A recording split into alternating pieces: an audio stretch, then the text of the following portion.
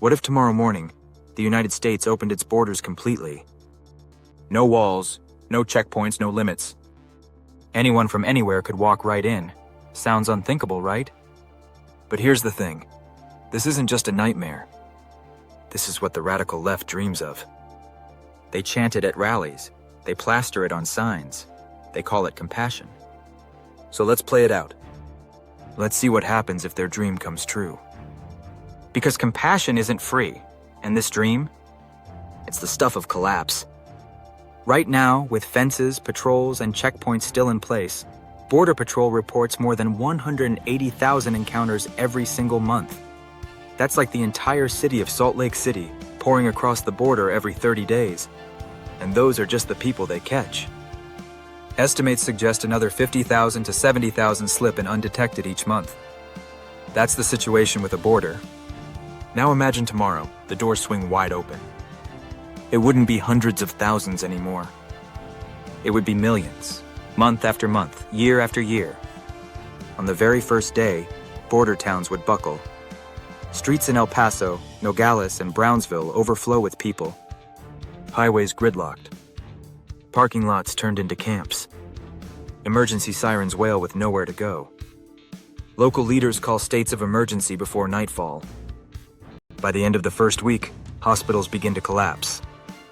Nurses work until they break, every hallway lined with patients. Pharmacies run dry. Families wait half a day just for a doctor to glance at their children. Chaos replaces care. By the first month, the schools are gone. Classrooms once filled with 30 children now hold 50 or more. Teachers walk out in frustration, gymnasiums become makeshift classrooms, and American kids fall further behind each day. By the second month, housing and shelters are gone. In New York, tents rise across Central Park. In Los Angeles, every empty hotel becomes a shelter. Across Phoenix, Chicago, and Dallas, families sleep under bridges while taxpayers foot the bill. By the sixth month, the economy begins to crumble. Job sites overflow with desperate workers. Wages collapse as competition drives paychecks into the dirt.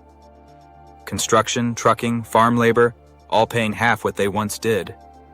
Families who built this country find themselves unable to survive. By the end of the first year, the debt explodes. Cities spend billions on housing, food, and healthcare they cannot afford. Protests erupt nationwide as ordinary Americans demand answers. By the second year, law-abiding Americans feel like strangers in their own neighborhoods. Police forces shrink, burned out and underpaid. Budgets run dry. And politicians smile on camera, calling it progress. They wanted this, now they own it. By the fifth year, trillions in new costs crush the economy. Inflation devours the middle class. Violent clashes erupt in the streets as frustration boils over. By the 10th year, the culture itself fractures.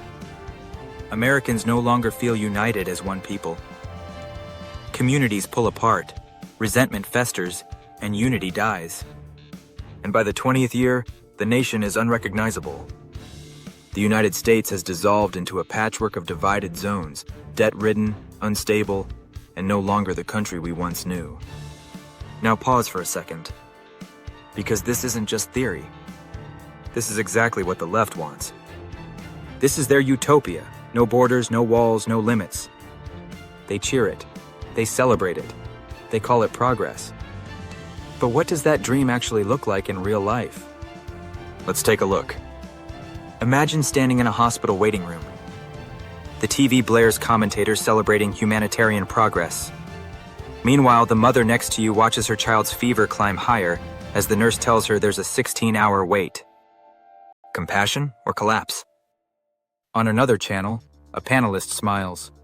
Open borders help the economy. But outside, a U.S. Army veteran begs for work, while contractors hire crews off the street for half the pay. That's not progress. That's betrayal. The media calls it diversity. But in your neighborhood, it feels like danger.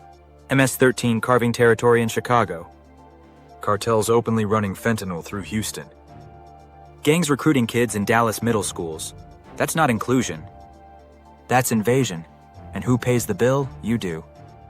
Healthcare, housing, food stamps, education, trillions in costs that no budget can absorb. The Federation for American Immigration Reform already estimates that illegal immigration costs U.S. taxpayers more than $150 billion per year. With open borders, that number wouldn't double. It would skyrocket 5 or 10 times higher. Within a year, the national debt explodes. And with debt comes inflation.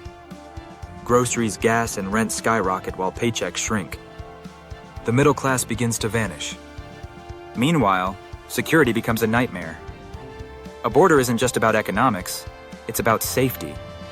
With no checkpoints, cartels, traffickers, and gangs don't sneak in anymore.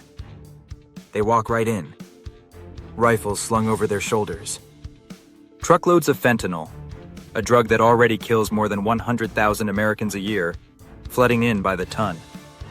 That's not compassion. That's chemical warfare on American streets. Picture small-town police in Texas responding to overdoses every night. Picture morgues in Ohio running out of space.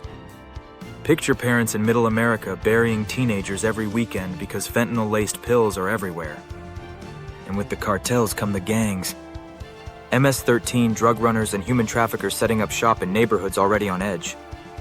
Suddenly, American kids can't play outside without their parents fearing what's around the corner. And foreign enemies notice. Imagine sleeper cells strolling into Los Angeles or Houston without a single officer to stop them. Military analysts warn that terrorists look for weak spots. A borderless America would be the biggest weak spot in history. It wouldn't just be about bombs and guns. It could be cyber teams, spies, or saboteurs blending right into the chaos. Now think about culture. America has always absorbed immigrants, but slowly, generation by generation. It works when people have time to learn English, find jobs, and blend into communities.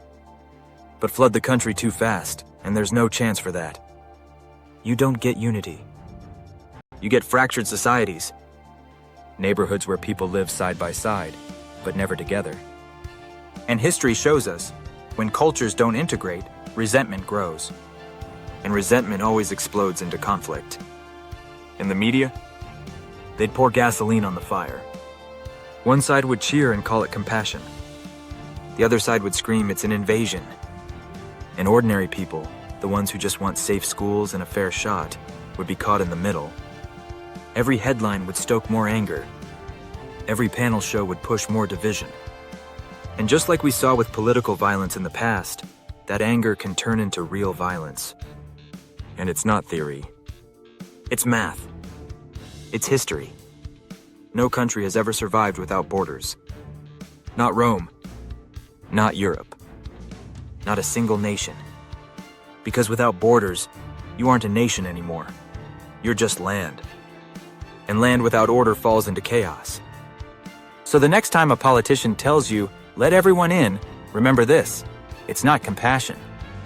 It's collapse. And it wouldn't take centuries. It wouldn't even take decades. It would happen in our lifetime. Faster than you think.